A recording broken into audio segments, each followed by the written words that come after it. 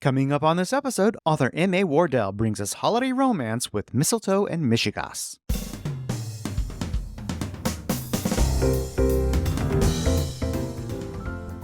Welcome to episode 441 of the Big Gay Fiction Podcast, the show for avid readers and passionate fans of queer romance fiction. I'm Jeff, and with me, as always, is my co-host and husband, Will. Hello, Rainbow Romance reader. It is so great to have you here. And if you're in the U.S., we wish you a very happy Thanksgiving weekend and hope that you're celebrating in whatever way makes you the happiest. Now, before we get into our interview with M.A. Wardell, we want to take a moment to tell you about some of the books that we've been reading recently, and I know you've got a couple for us. Yeah, since it is Thanksgiving weekend, which is all about food, Black Friday, and football, I actually have a story I want to tell you about. It's called Manhandled by Lauren Blakely.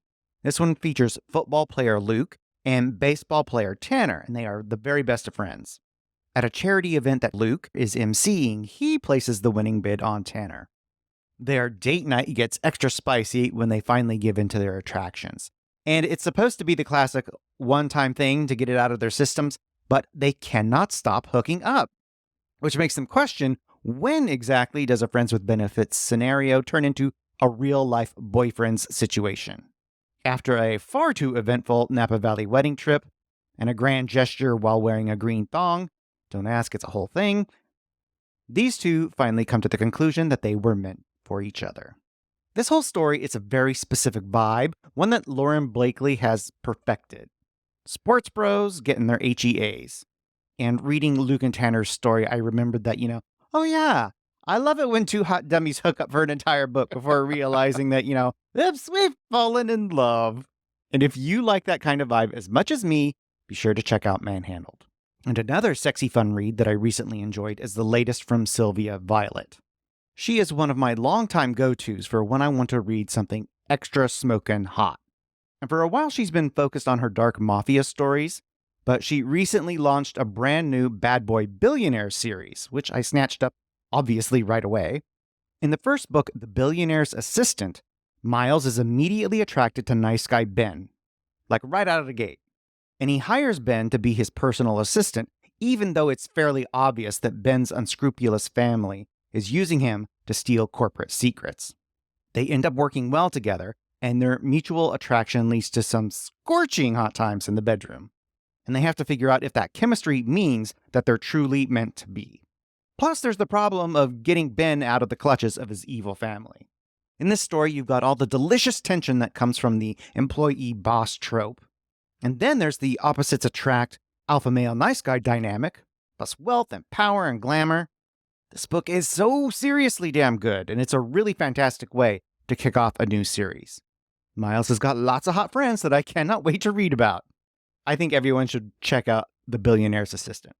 So I have to take just a moment to talk about M.A. Wardell's books before we get to the interview. I finally took the plunge on Teacher of the Year when it came out in audio. You pair a book I already want to read with the narration from Kurt Graves, and it really just helps move that book to the top of my TBR.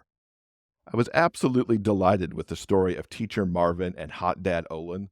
Falling for the dad of a student in his class is probably not a good idea ever, but even more so with the Teacher of the Year competition. Marvin needs to be at his best and focused on bringing home a win for himself and the school, but it's so hard for Marvin to ignore how the friendship with Olin shifts as they start to fall more and more for each other. This is such a swoony good story that's pretty low on the angst, too. Marvin and Olin are just so good together, and wow, does Kurt's narration just bring the story to life so perfectly. I loved these two. And I'm so happy to hear from Matt what's in store for them. And you'll hear about that too a little bit more as we talk. Then there's Mistletoe Mishigas, which is an opposites attract, grumpy sunshine story, once again with a teacher, and this time the pairing is with the school's custodian. Sheldon and Theo really do not meet under the best of circumstances. Sheldon's under stress because he's been transferred mid-year to help out at a school, and he's got to set up his classroom the Sunday after Thanksgiving. It's Theo who ends up helping out since he's already at the school to get it in order to open after the long weekend. And he's not particularly happy about having to help, because helping is not something that he likes to do. As these two begin to work together, though, helping one of Sheldon's students who is acting up in class, They begin to see that there's more to each other than they originally thought. As they find an easier relationship, it comes up that they could both use a fake date. Theo's parents are coming to town, and he accidentally blurts out that he has a boyfriend so that they'll actually stop nagging him. Meanwhile, Sheldon needs a date to his ex's Christmas Eve wedding that he's been invited to. Of course, as they practice for this fake dating, they quickly discover that it probably isn't as fake as they thought it was. Matt's given us a terrifically different story with Sheldon and Theo from what we had with Teacher of the Year. Theo has so much in his past, including PTSD from his time serving in the military. It's something that Theo and Sheldon have to navigate together. And Matt gets into the heart of all this, and the story is that much richer as we see what it takes for Theo to know that he can be loved, and for Sheldon to realize that Theo is also the guy for him. These two go through a lot to get to their happy ending, and I enjoyed going on that ride. If you haven't picked up M.A. Wardell's Teacher in Love series yet, now is the perfect time to become a fan of his spicy, swoony rom-coms.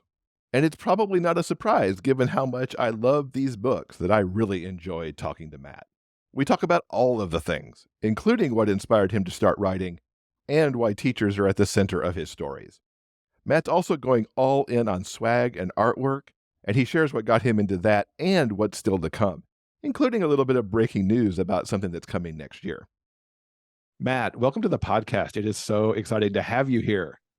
Well, I'm excited to be here. I read Teacher of the Year and I'm like, oh my gosh, this is awesome. And then Mistletoe and Mishigas was coming right behind it, and you got me the Net Galley early, and I was so happy. Oh my goodness. Just such good stuff. And I guess we have to kind of set a proper stage for everyone since Mistletoe and Mishigas is brand new. Tell us how all of this started, Teacher of the Year, and that book and the series that it kicks off. Well, where do I begin? So I was a teacher for many years. I love being a teacher, but I also, teaching is hard. It's a hard job just in general, but teaching now when I say post-pandemic, I know the pandemic's still going on and all that, but like post-lockdown where we were all home, it got even harder to be a teacher. And then being a queer teacher on top of all of that, now in America especially, is really tricky and not fun for a lot of folks. And so when it got to the point where I thought that I wanted to write something, I thought, I want to write a book that celebrates all the things that I wish I could celebrate, right? And things that I don't necessarily see in a lot of books that I read. I mean, maybe they exist in some books, I'm sure they do. So that being queer, teachers, Jewish. So I'm Jewish, and like, especially in romance, like you don't see a lot of queer romance specifically. You don't see a lot of Jewish representation, or if you do, it's like a mention, like just, oh, he has blue eyes, that kind of a thing. And there's not one right or wrong way to be Jewish, but for a lot of Jewish people, it's part of their culture. It's not just a religion. It's also kind of like your culture. So I wanted to celebrate that. And so I thought, well, if I'm going to write a rom-com, that's what it's going to be about. And then when I started planning and outlining and thinking about the first book, I thought, this isn't going to just be one book. This is going to be a series. Before I actually started writing the first book, I loosely planned out the first 3 books. Originally, it was only going to be 3 books, but something happened and I was like, oh, wait a minute, there's going to be a 4th book too. And right now I'm thinking that is going to be the end. It feels like a nice button on the series, but that's how it started. And I don't want to oversimplify and say, I just did it. I just wrote a book, because anyone who's written a book knows it's really hard. I didn't know what I didn't know. And so I didn't know how hard it was. And so I just thought, oh, sure, I'll do it. And then once I got into it, I was really overwhelmed and I almost quit a few times, which I think is pretty standard for people who write. And then when I finally did write the book, I didn't know what I was going to do with it. I didn't know, like, oh my gosh, I thought for a while, I thought I was going to try to go the traditional publishing route and like get an agent and all of that. And I got some feedback about the book that I would probably need to change some things about it, specifically the spice. And I thought, you know what? I'm not interested in doing that. And at that point, I had already spent a lot of my own money, like on editing, and I did a developmental edit and I did a regular edit, because in my imposter syndrome brain, I thought, for me to even query for an agent, I need my book to be edited, which is not the case, but that's what I thought. So I had spent all this money and I was like, I'm just going to publish this myself because that'll be easy. It's not. Nobody tells you that writing a book and publishing it, it's like running a business is what it is. And I did not know that, but now I do. And I do love it. I'm not complaining at all. It's just more that I was ignorant. I didn't know. And I will say, like, not that I feel like I'm accepting like the Academy Award or something, which I'm totally not. But I will say my saving grace throughout the process, and this continues to this day, has been other authors, not just indie authors, but I have some traditionally published authors that have befriended me, who have helped me with like the creative side. And then for the business side, there are some independent authors who have just, it's almost like they take you under their wing and they mentor you and they tell you things that you would never know.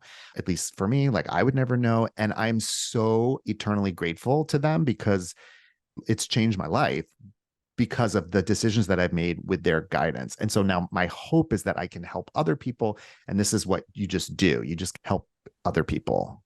It's a tremendously awesome, helpful community. Like if you show that you're there to learn, they will show up for you and tell you everything you need to know. I'm so glad that you have discovered them in the months since you've started. What were the inspirations behind Marvin and Olin? I mean, they're such delightful characters. They're everything I want. Nice guys doing nice things. So people who know me, like my friends, when they read Teacher of the Year, they all say that they think that Marvin is just like me. Like it's because there's a lot of things that we have in common. We're both Jewish. I was a kindergarten teacher. That was the grade that I taught more than any other grade, although I did teach other grades. I like to say that Marvin is like a heightened, exaggerated version of me. Everything is just like cranked up a little bit, including like, you know, the Jewish references, the anxiety, the ADHD, the horniness, all of it is like cranked up a little bit. Maybe not the horniness, but like mostly everything else is. And the reason I did that for the first book was honestly, this is the first fiction book I've ever written, ever in my life. So I thought it would probably be a smart idea. You know, they say, write what you know. Mm-hmm. Well, I know a lot about a lot of those things. Now, Olin, totally different. So Olin was inspired by the fact that I love nerds, which is not like normally what you see in romances and in maybe rom-coms a little bit, but like that's not like the typical thing, right? And so I was like, I'm going to make a nerd that people fall for, that they just think is so amazing and hot and everything. So that's number one, that he's a nerd. The other thing that is like my Achilles heel is a good dad, like a man who is a good father, seriously is such a turn on to me. And so I was like, well, that's going to be part of it too. And when you're a teacher, especially when you work with younger children, you are very isolated, right? Like you're basically in the room with like whatever age, 5, 6, 7, however old the kids are that you teach. That's your life, you know? And as a male teacher, you know, it's a predominantly female age group, early elementary. So all of the people that I work with almost exclusively were women. And so it's like, there's no men around. And so then like, if a hot dad comes around, you know, like for parent teacher night or to volunteer, I've had that happen before. And every once in a while, it doesn't happen every year, but every couple of years, there would be a dad that was just beautiful, like a gorgeous, hot dad that all the teachers would just drool over and, you know, like come looking when they come. And so I was like, what if, you know, almost like I was writing fan fiction for my life. I love that definition.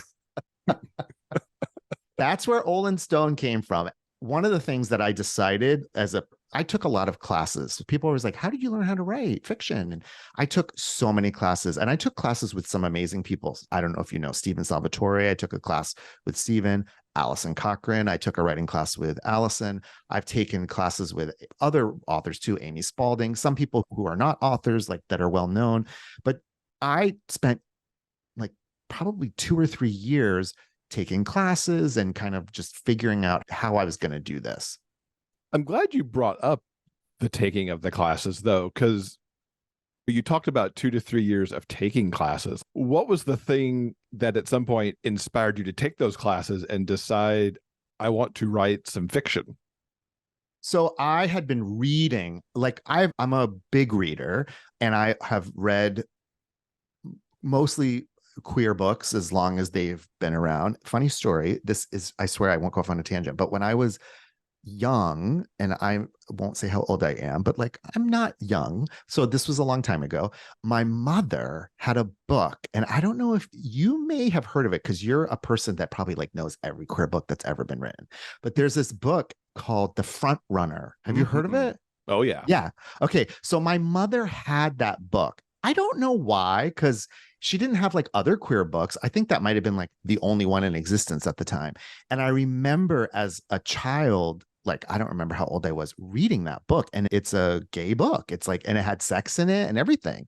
My point is that like as long as I could find queer books, I've been reading them. And so I love queer books. I went through a phase where I was reading a lot of queer YA because that's mostly what there was.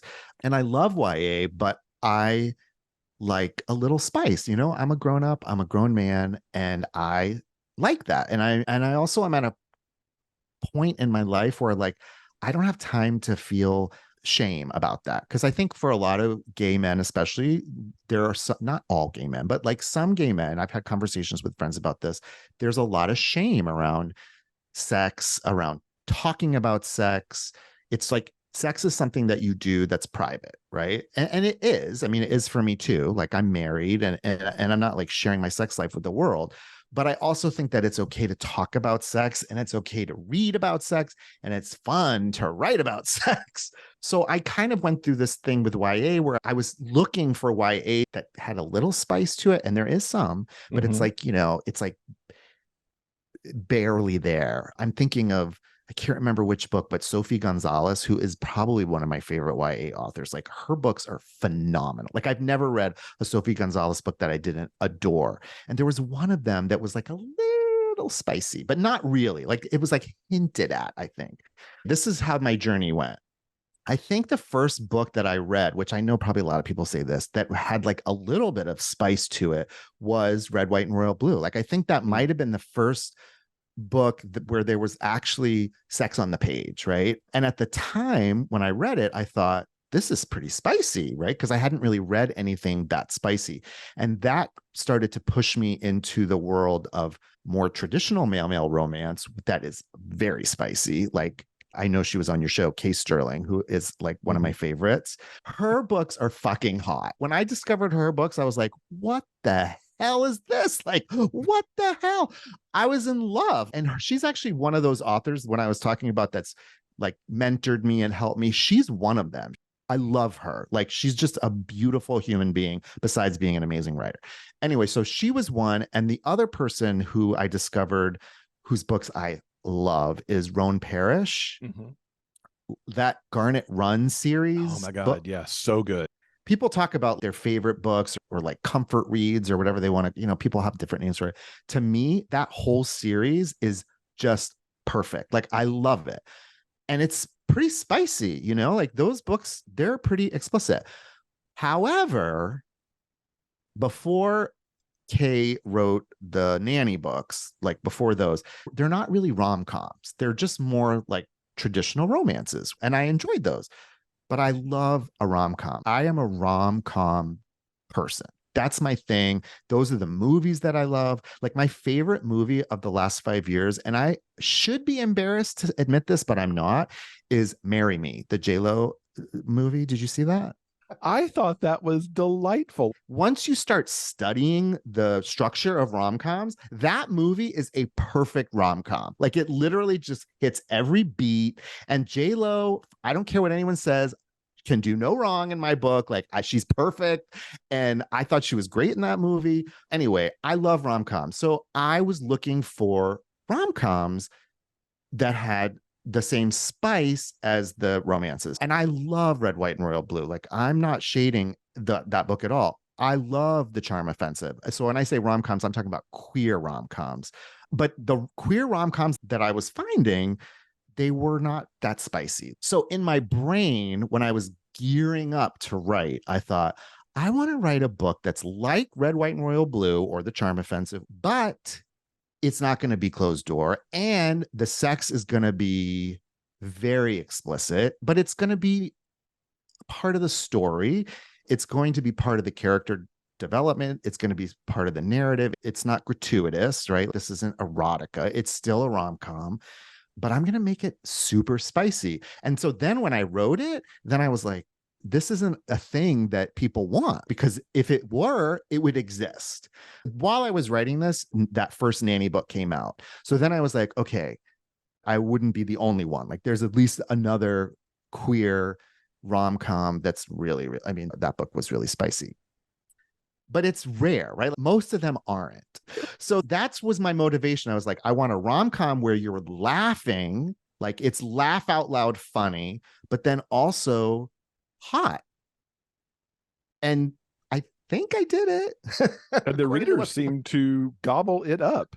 Obviously, Teacher of the Year is my first book. I don't really have anything to compare it to, but I think there is an audience. I think there are people who want that warm, fuzzy, and when I say sweet, because, you know, if you say sweet and romance, it usually means there's no spice, but I don't mean it like that. I just mean there's a sweetness to the story, because, I mean, without like being too personal, like that's how I feel like I am. And I think a lot of people are like that. Like, I'm a nice person. I have a very like loving relationship with my husband. We just had our anniversary, 10 years. We've been married for 10 years.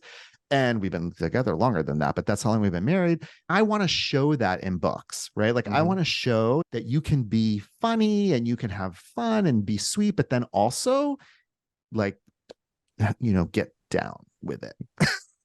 We call it nice guys doing nice things. And we've also recently started calling it soft heroes. Oh, I've never heard that. I think Will coined it a few episodes back. I'm like, that is perfect. Soft heroes. I love that. And so this is another thing.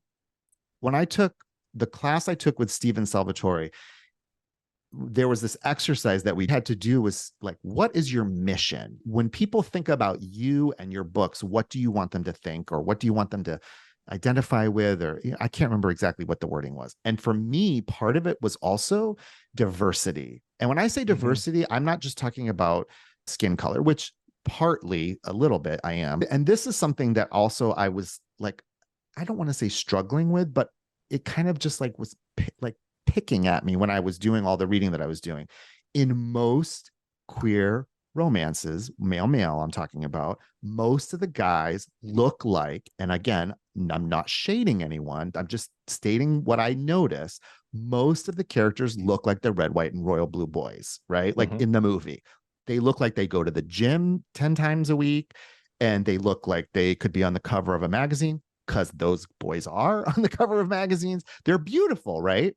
And like, I love hunky guys as much as everyone. Like, clearly hunks are popular for a reason, right? They're beautiful to look at, but I don't look like that. And my friends don't look like that. And I don't really know anyone mostly that looks like that. No shade to my friends. I'm not saying that they're unattractive. In Teacher of the Year, Marvin calls himself painfully average. And I want to write about those people, right? And so that was part of my mission too, and make them desirable and let people see that everyone deserves to have a love story and to have good sex. You don't have to look like that. I think in straight romance, like heterosexual male-female romance, there's a whole movement around plus size female characters. It's like a whole thing. The woman who I'm friends with, Jenny Lowe, who's doing my Rip Bodice event with me, exclusively writes plus size female main characters. Like, that's kind of her jam. All her books are like that. But in most of those books, the men are not. The men still look like hunks, but they fall for bigger women, which is awesome, right? And so I was like, where are the plus size guys? Because I have friends who are plus size. I mean, I am not a plus size person, but I know a lot of guys who are. And I see people online who are readers who are. And I think, where do they get to see themselves in a book like this? Also, I mean, I know I'm starting to like talk about the second book already. Guys who are more feminine, right? I'm starting to discover there are some authors that do write characters who are much even like more feminine than how I wrote my character. But everyone deserves rep. That's how I feel. And so that's kind of my thing that I'm trying to do as I write these books. I feel like because people like Teacher of the Year, I feel like they'll trust me a little bit. So like with the second book, I was like, well, I'm going to do a femme main character and a plus size main character. And those two are going to be the couple. And after I decided that, I was like, what the hell was I thinking? Is anyone going to read this? I don't regret that I did it. Well, let's talk about the second book, which I absolutely adored. These two are just amazing. So I love that, as we come into the holiday season, you've put out Mistletoe and Mishigas. Tell us about Sheldon and Theo and the amazing pairing that you've created there. So it's going to sound like I'm not talking about the second book, but I promise there's a story. So when I wrote Teacher of the Year, I honestly was not thinking about tropes much at all. I was more thinking about the story. And when the story was finished, I was talking with a friend of mine and she was like, well, what are your tropes? Because you have to tell people what the tropes are. That's how you're going to market the book. And I was like, oh crap, I don't know. I didn't even think about that. I just wrote a story. And then she's like, all right, well, let's think about it. It's like, you got a single dad. That's a trope. You've got kind of like a bi-awakening. That's a trope. And I was like, oh, okay, there are tropes. So then when I went to write the second book, before I started to write, I was like, okay, I got to know what the tropes are. Like, I don't want to be in the same situation. So I have to at least know some of the tropes, right? For me, I was just like, what are my favorite tropes? Like when I think about the books that I love, fake dating is number one. I love fake dating because it's so stupid because they're not faking it. Like it takes like one date and they're like falling for each other, but it's fun, right? So I was like, oh, fake dating. I love fake dating. Grumpy Sunshine is the other one that I just love. I don't know. Well, I do know. My husband's a little bit of a grump and he knows it, like he admits it and all of that. So I think I just have a thing for grumpy guys. Like I think they're kind of funny and hot and it's cute, like when someone's grumpy and you also know that there's usually a reason for the grumpiness, right? So I started coming up with the tropes and then that led me to these characters. So I don't want to give away too much personal information about people. So Sheldon, who is the first grade teacher, who's a little bit more feminine, he is actually based on a real person. So there is a person that I'm friendly with who is a teacher who is very effeminate and has actually had some struggles in the field, like in teaching, because it's like he's so effeminate. You can't hide it. And actually, there are some lines in the book that come from conversations that I've had with him. He's like, Matt, you can walk through life and people won't necessarily look at you and just say like, oh, he's gay. Like they might wonder or, depending on what you're doing, but you could probably just like pass for like not knowing. He's like, I can't do that. I walk into a room and everyone knows I'm gay the minute they look at me, and they do. Like that's how gay he is. And I just love this person too. Like he is like a ray of sunshine. And so I'm like, this guy never sees himself in a romance. Never. Especially like a rom-com or something like that. Like he's Jack in Will and Grace, but he's never Will. He's always like the gay best friend, the side character. Yeah. So I'm like, let's move him front and center. And then Theo, who's the grumpy one, he is very loosely based, like very, on my grandfather, who has passed away. So I can talk about him. He's dead.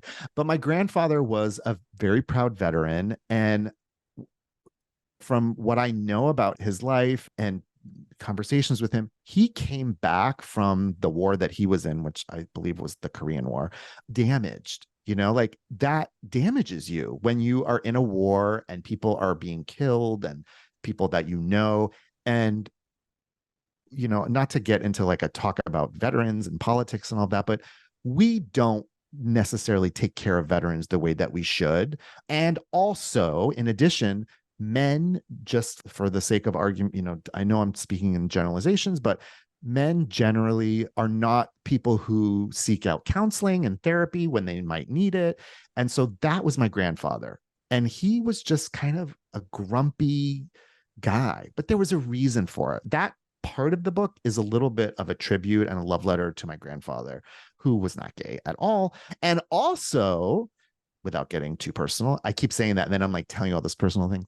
I did work at a school many years ago with a custodian who was a veteran. And I didn't like have a crush on him or anything like that, but there was just something about him that was so interesting. If you know anyone who is a veteran, like, it's so a part of who they are. I'm talking again in generalizations, but the veterans that I've known, they're so proud, and it really is a part of who they are. I mean, it's life-changing, right? So I thought, well, what if? Then my mind starts spinning. And then I'm like, well, how the hell am I going to get these two guys together? Oh, forced proximity, a snowstorm. I mean, it's like classic, right? And I love a snowstorm where, only one bed. So this book was different. The tropes came first almost. And then I built the story around the tropes. And I will say, and again, I can't speak for other people, although some authors that I've talked to have said, yeah, that happens to me too. There is a point when I'm writing a book where I'm like, maybe it's not healthy. I don't know. Like, they feel so real to me, and I really fall for them. And that's how I know that it's getting good. Mm-hmm. I don't want to like give away too much about the book, but there is a scene where Theo has like a PTSD related incident that's kind of hard for him. I was shaking when I was writing that. Like, it was really emotional for me writing it. And I remember even at one point thinking, is this too much for a romantic comedy? Like, have I crossed the line? And one of my author friends who I talked to about things was like, no, it's okay, because it's like one scene and then it's over, and you're putting laughs right before it and right after it. You're good. I'm like, okay, I don't want to piss the rom-com gods off or whatever. But it's such a connection point for them. I mean, in some of the same ways that the sex is such a connection point for your characters and tells part of the story, having that moment to me, alongside too, and we should talk a little bit about the fact that there's also some really poignant connection between Theo and a student that happens as well, that just plays into maybe not the comedy aspect, certainly, but the romance and the character building for these two and the emotions, that it's different than what you have in Teacher of the Year. I've had people tell me, readers say that they don't like books that have children in them, like romance books. That's like a big no to them. And so if that's really how someone feels, they probably are not going to want to read my books, because they're teachers, so they're going to be children in the book.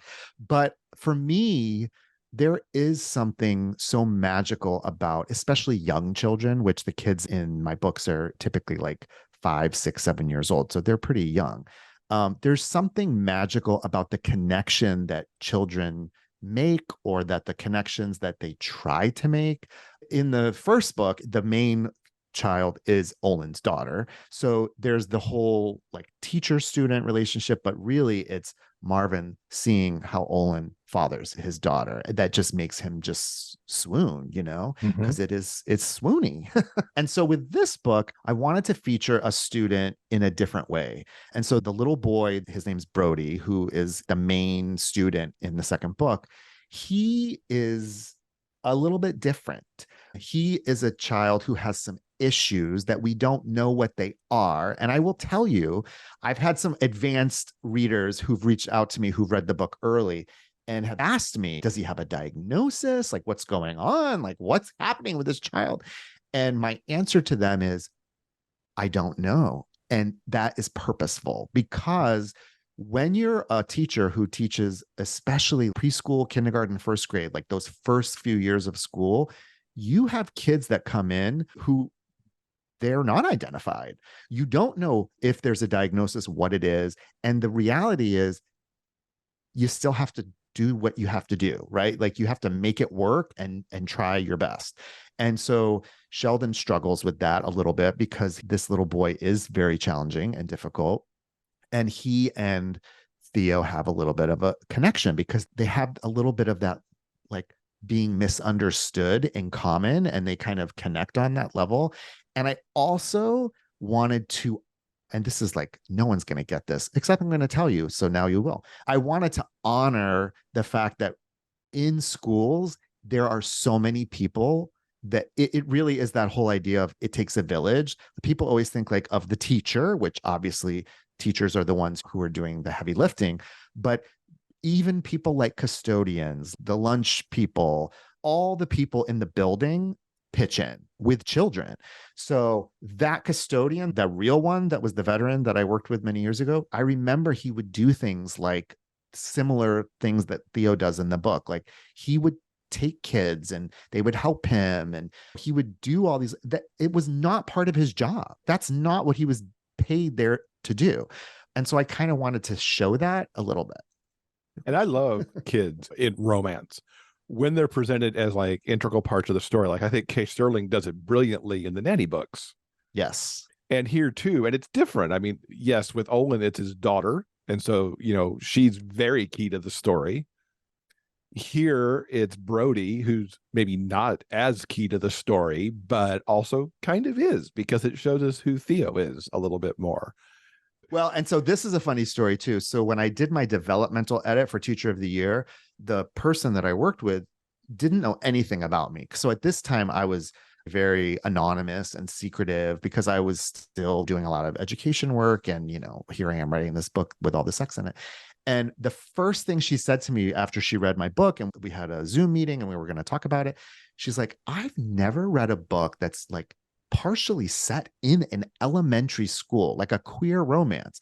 And she said, I want to know, like, how did you know how to write children so well? Like, these seem like real kids. And I was like, well, let me tell you something.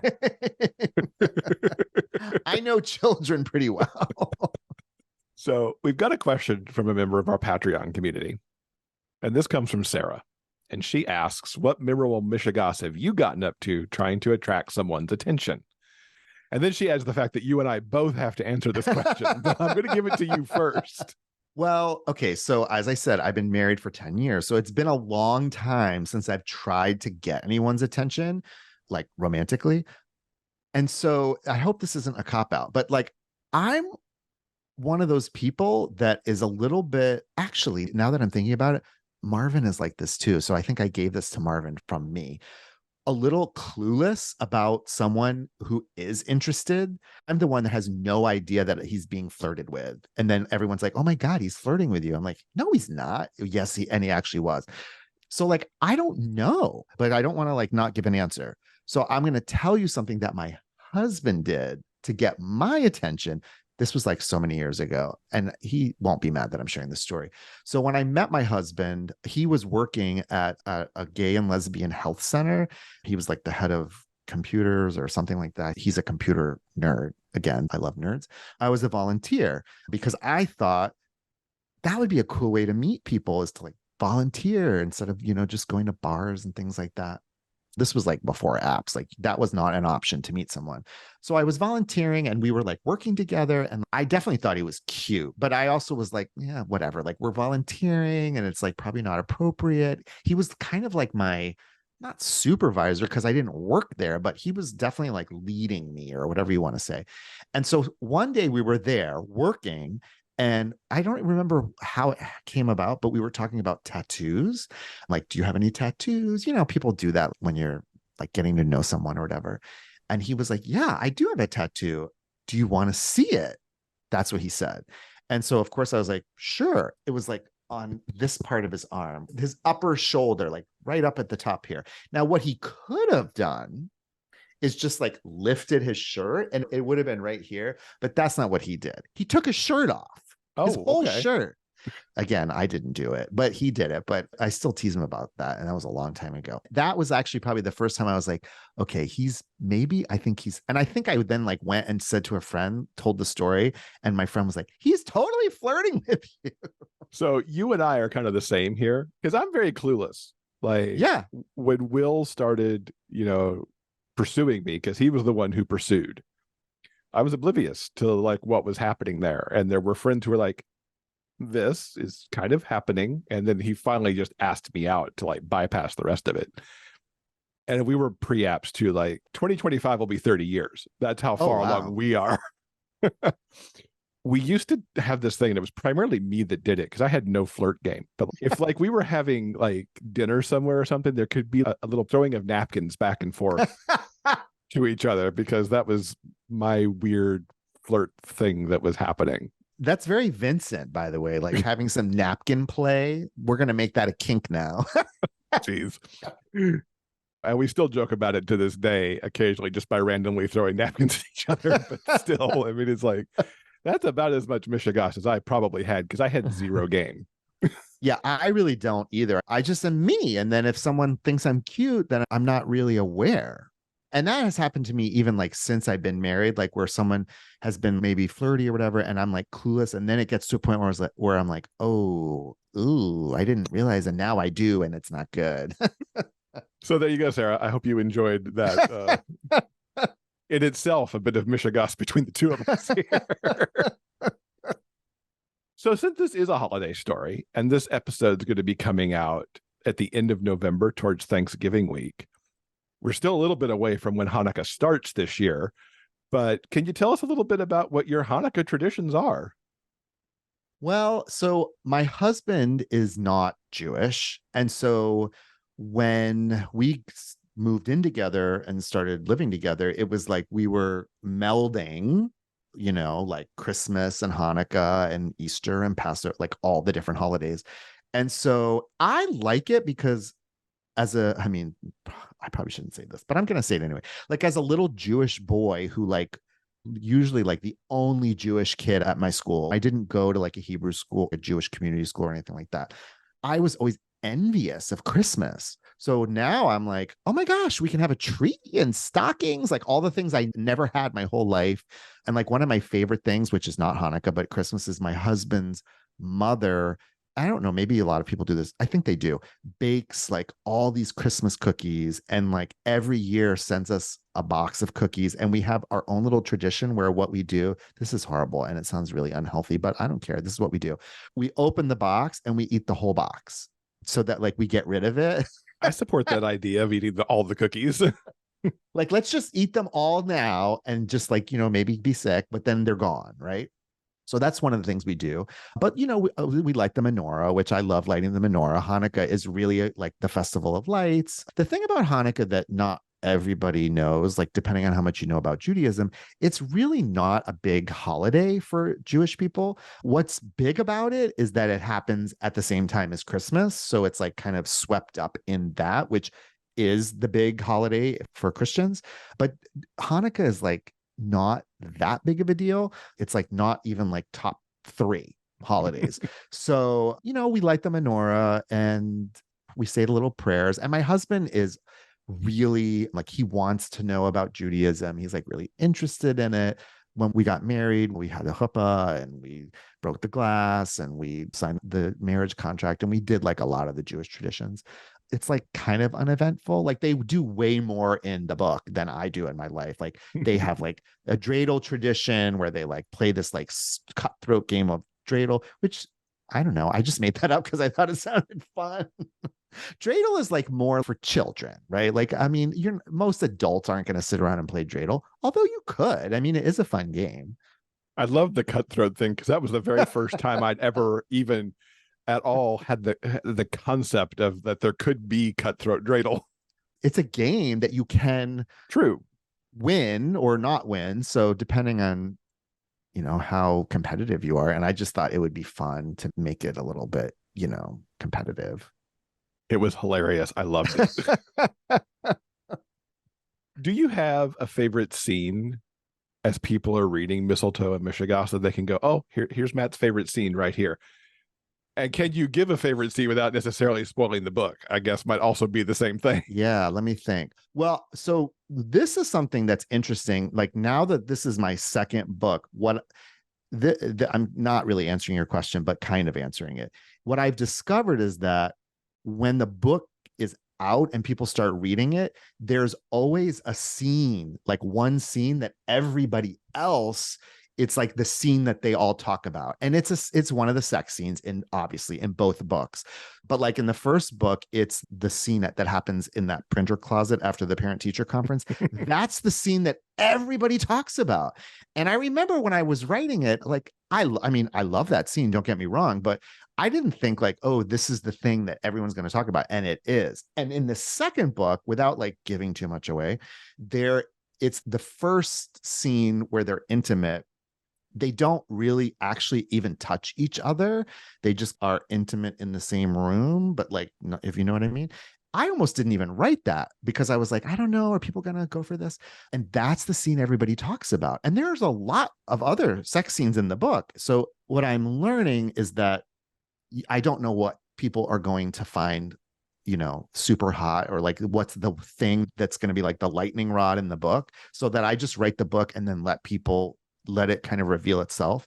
So that didn't even answer your question. But I guess my favorite scene, oh, I know what it is. Oh, but it'll spoil the book. I can't tell you. It happens towards the end, and it has to do with like, this is what like Theo does something that surprises Sheldon, and it's very sweet. It's like a very sweet thing that he does. I don't want to It's say essentially the grand gesture of the book. Yes. If you were to put it in true romance terms. And I just remember when I wrote it, it just was like, it felt so yummy to me. And it was like really, like I got emotional when I wrote it. I was like, this is like you said, this is the grand gesture. The reason I don't want to say what it is because it's a surprise, right? Like it's a surprise to Sheldon and it's a surprise to the reader. And that's what I love. I love, because romances, rom-coms have beats. This is the meet cute. You know how the flow of the book. I love the surprise, so that even though you're still following the formula, and the same thing with Teacher of the Year, like, I don't know, I don't want to say because maybe someone hasn't read it, but at the end, the thing that Olin does that like you don't necessarily see coming, that's my favorite thing. Like I still get emotional when I think about that. Or like when oh my gosh, tangent, when like the audiobook came out, and part of that process is, I have to listen to the whole book when it's really long to just make sure that he didn't make any mistakes, or I don't know what I'm supposed to be listening for, but I have to listen to the whole thing. And when when it got to that part, I got all choked up, and I'm like, I've read the book 400 times. Like I know what's going to happen. It's different when you hear the narrator, and you've got Kurt Graves doing it, and he's one of my favorites. And boy, did he hit all your emotional beats perfectly. Speaking of other collaborations that you have out in the universe, you collaborate on a lot of art. It starts with the beautiful covers that are on the paperbacks already. There is stunning artwork on the special hardback edition that you did for Steamy Lit, which people can kind of see back on the bookshelf back there if they're watching the video. You've got amazing art in your store, including brand new not safe for work art. How did you get into creating all of this amazing artwork that I have to imagine started with just the cover of the paperback itself? Well, it did. It started with the cover. I knew that I wanted an illustrated cover because they're rom-coms. Rom-coms typically have illustrated covers. They just do. Like in queer rom-coms, straight rom-coms, they don't typically have the photograph, real people on the cover. So I knew I wanted to have an illustrated cover. The other thing was my characters are not like stock photo people necessarily. And so it just was going to be easier for me to find someone to illustrate. I looked at a bunch of different artists. Miriam, or her Instagram handle, username, I don't know, whatever you call it, is Peaches, obviously. Miriam is someone whose work I admire. She has done a lot of work. She did a cover for Red, White, and Royal Blue, like an alternate cover. She did one for Charm Offensive. She did some artwork for that. And I can't remember, lots of other famous queer books. And I always loved her work, but I honestly did not think that, I thought, well, she's starting to do traditional work. So I'm like, she's never going to do me, or I wouldn't be able to afford her. P.S. She's amazing. I could afford her. And she's also, I have to say, like, not just Miriam, I have had every artist I've worked with, I have like 4 main people that I work with: Miriam, Vanessa Kelly, who did the Steamy Lit cover, I have a woman, her name's Mayhara, who does all the character artwork that you see. She did the character artwork that you see if you look on my social media. And if you look in Mistletoe at the chapter headings, that's her. And then there's a man whose name is Ian, who does my not suitable for work art, but then also the artwork, like even the work where they're like kissing, he does that. Because Mayhara, who does the character artwork, she doesn't do like that kind of stuff. I can't say anything but amazing things about all of them. They are the nicest people. They collaborate, they take feedback, they want it to be perfect. But for me, I am a visual person. Like I think a lot of men are typically, like that's why porn is so popular. Like we're visual, right? Like we want to see things. And so I started doing artwork for Teacher of the Year honestly because I loved the book and I wanted to it was like a way for me as an author to celebrate that I had written this book. And one of the things I think that has worked for me is that people feel like they know these characters at least a little bit before the book comes out, right? I see people on Instagram saying like, I can't wait to meet them, or I can't wait to learn more about Sheldon and Theo. And that is because of the artwork. And I will tell you, okay, this is like super spoilery. Like I have not announced this even, but this is the thing. Breaking news. This is the thing, Jeff. I cannot keep my mouth shut, as you probably could tell. So I'm going to tell you because it's going to come out soon anyway. I've hinted at it in my stories on Instagram, but I haven't like announced it. So one of the things that I'm also being coached on by some of these authors is next year I'm going to a Polycon, which is like another one of these big conferences, which also naive me, I had no idea what it even was when they asked me to come. And then once I said yes, then I'm like, oh my gosh, it's like Taylor Swift concert for readers. Anyway, one of these authors that I was talking to who does all this stuff and does really well, she was like, Matt, are you doing anything special for a Polycon? And I was like, well, I'm going. I mean, I'm going to bring books and things. And she's like, oh, no, no, no. You need like something special, like a special edition that you've made for a Polycon. So next year, it'll be around a Polycon, which is in April, I think.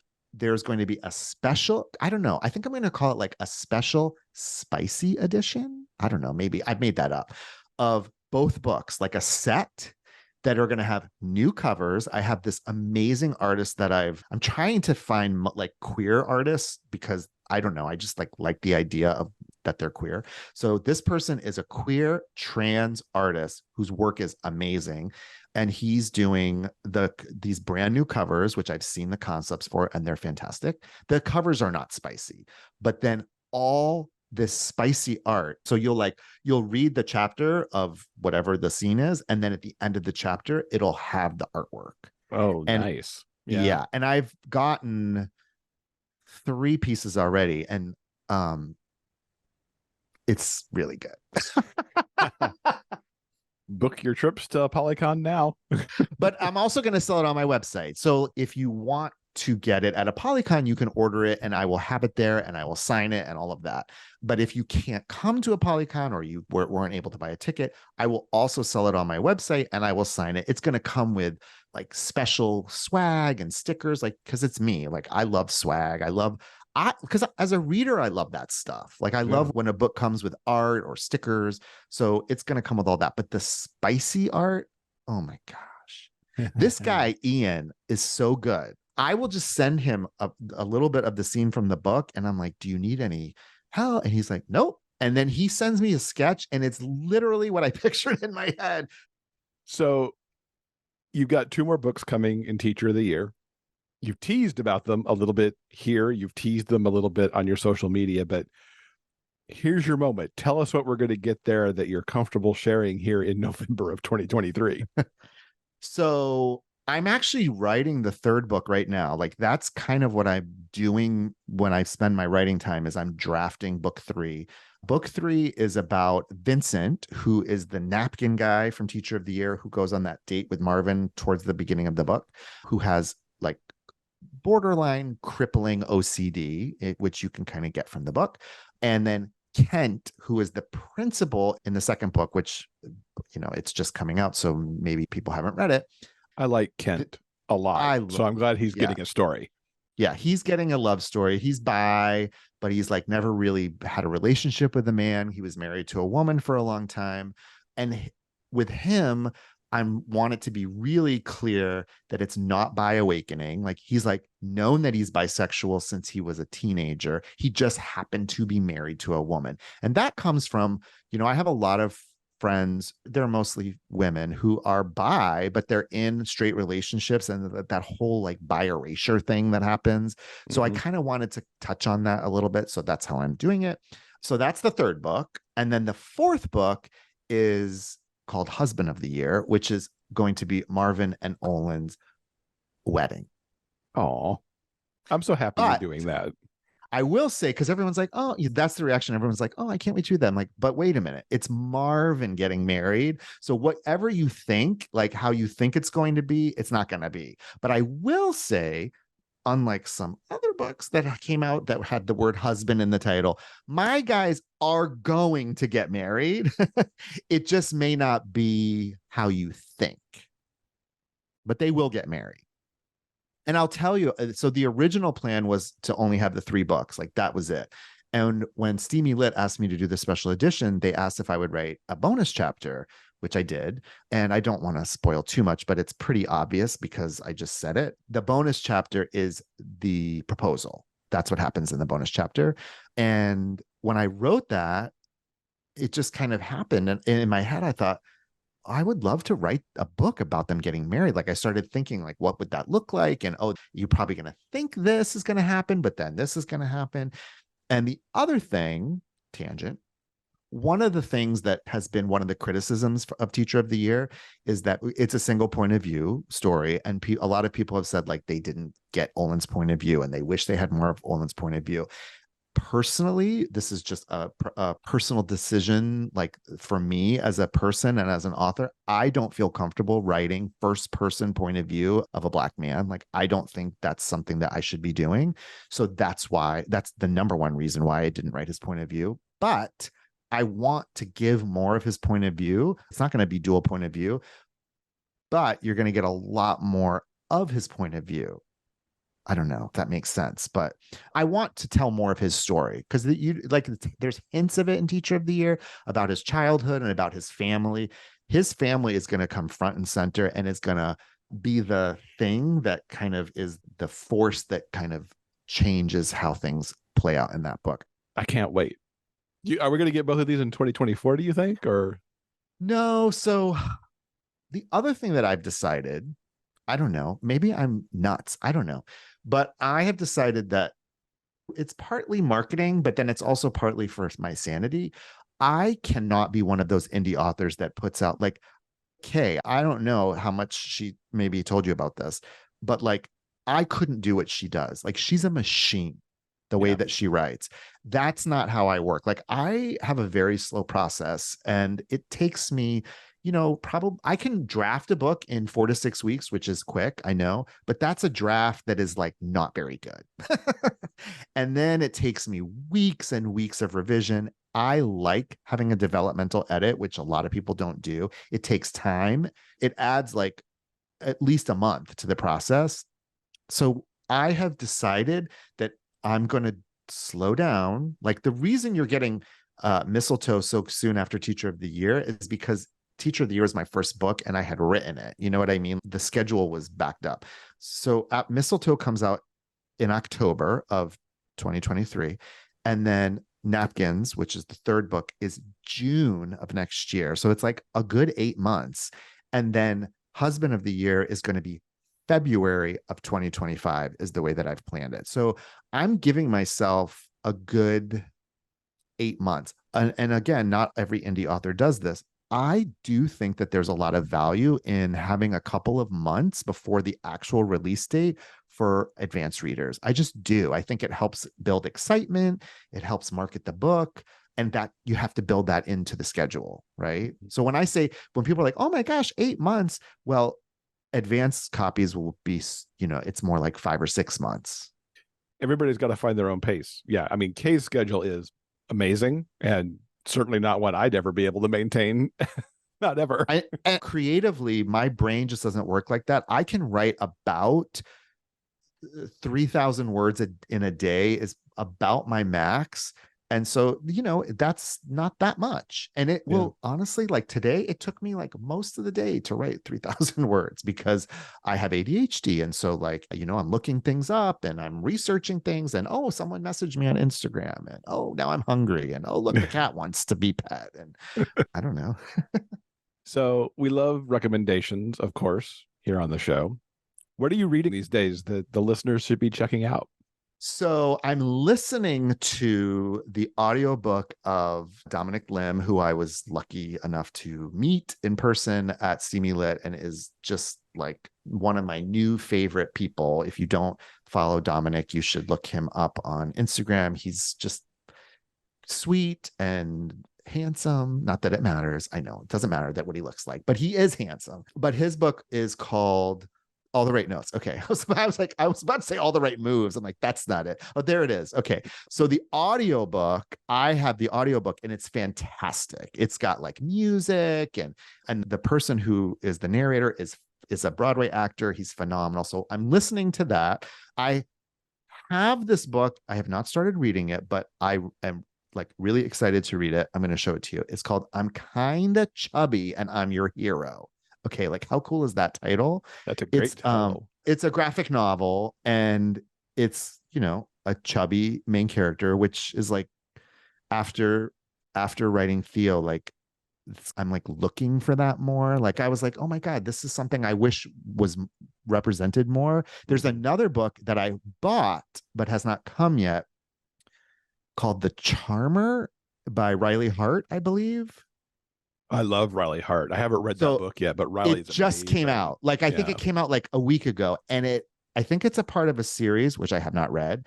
And one of the main characters is plus size, so I was like buying that. Basically, if you put a male plus size main character in a queer book, I'm gonna buy it because there aren't many. What is the best way for folks to keep up with you online, especially your fun Instagram? Yes. So you can go to my website, which is mawardell.com. That's like the easiest place. And from there, you can find me all the places. But on Instagram, it's mawardell author. I also am on Facebook and I have someone convince me again, like people convince me to do things like the dirty art, to have a Facebook group. I was like, nobody's going to want to join. Hundreds of people join. So I have this Facebook group, which is really fun. It's like more like a community where you can chat with people. And I'm teasing things from like the third book. Like I'm also on whatever it's called, Twitter, X. I don't know. It changes the name every time. I don't do a lot on there because I don't know. It just feels like I'm overwhelmed. I'm on TikTok, although like TikTok confuses me, but I like to go on and just be on there because people, let me tell you, if you want to sell books, be on TikTok because those people sell books more than even Instagram or any place else. I have seen people on TikTok share my book in certain ways and literally then seen the TikTok go viral and have like, 300,000 or whatever people look at it and then like see my sales go up. And I know that it's because of that. I love my TikTok people. Like they like my book because it's spicy. That's what it is. And I'm like, hey, let's do it. We will link to all the stuff that we've talked about in the show notes for this episode so people can easily go find all the books and all the stuff. Matt, it has been so awesome talking to you. I can't wait to read the next stuff in this series because it's just so good. Thank you. Well, I've had a great time. And thanks for having me. I love your show, so I'm happy to be here. This episode's transcript has been brought to you by our community on Patreon. If you'd like to read the conversation for yourself, head on over to the show notes page for this episode at biggayfictionpodcast.com. We've got links to everything that we've talked about in this episode. And thanks so much to Matt for talking to us. I really loved hearing about the year that he's had with both Teacher of the Year and now Mistletoe Mishigas, and the support that he's received from readers and authors. I am certainly a fan, and I cannot wait to read more from him next year. All right, I think that'll do it for now. Coming up next on Monday, December 4th, we'll continue with our holiday romance theme with author David Valdez. I loved David's debut YA book, Spin Me Right Round, and now he is delighting all of us with a holiday rom-com called Finding My Elf. It's about two 18-year-olds who are not exactly leading the lives that they thought they would. Cam and Marco end up working as elves in a Santa's village where there's a whole competition thing going on for top elf, with prize money, of course, that could really help them both out. Of course, you can guess what happens next. They're competitors who fall in love. It's a whole thing. It is absolutely holiday romance perfection, and we're going to talk to David all about it next time. On behalf of Jeff and myself, we want to thank you so much for listening. We hope that you'll join us again soon for more discussions about the kinds of stories we all love, the big gay fiction kind. Until then, keep turning those pages and keep reading. Big Gay Fiction Podcast is part of the Frolic Podcast Network. Find more shows you'll love at frolic.media/podcasts. Original theme music by Daryl Banner.